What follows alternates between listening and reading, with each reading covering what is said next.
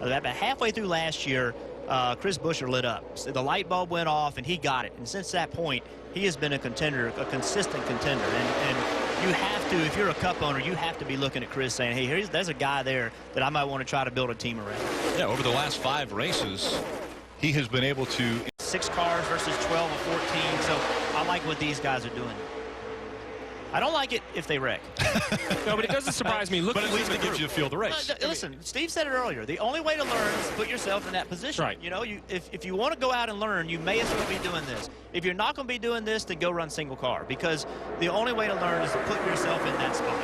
And one of the other things that happens in this practice situation is guys are learning what they can get away with. Earlier, there was a couple of cars that locked up, and they were pushing each other. NASCAR said to them, you can't do that. You can't push. Your times are going to be disallowed for that lap.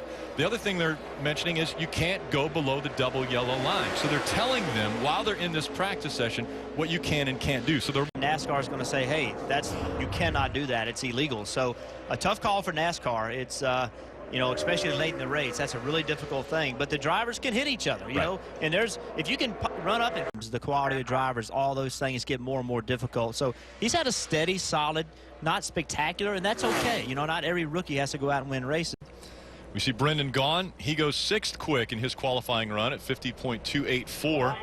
Now it's Ryan Sieg in the 39 who's on the clock. David Reagan has become somewhat of a utility driver.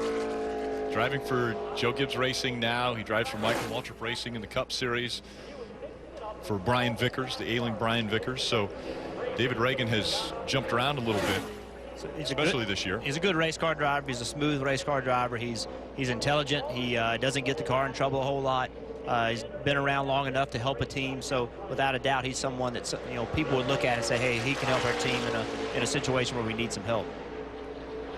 Kevin Cowboy Starlin, the crew chief for Ryan Sieg in the Uncle Bob's self-storage Chevrolet. Hoping to find some speed here on this lap. We see him not quite quick enough, it looks like, to bump Bobby Gerhart out of the top 12. Ryan Sieg goes 18th quick on his qualifying lap. Elliott Sadler, Brian Scott coming up. The racetrack. He drops below the double yellow line. Take another look at what happened.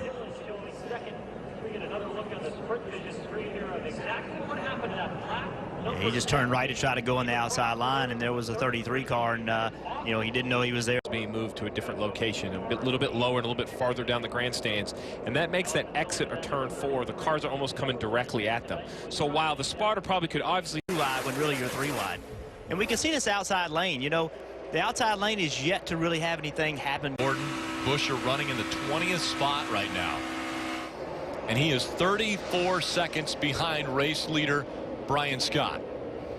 He's actually still on a lead lap.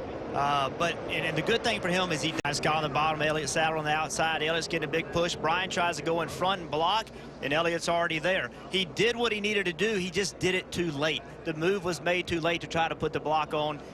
Once they get that far up, you just got to hold your spot and take your punishment. Once again, Casey Kane. Casey Kane has worked his way through the accident, but you're absolutely right, Jeff. You know, it seems like the key around this place is run the bottom through the corners and the top down the straightaways when you're the leader and you want to block both lanes. But if you're going to run the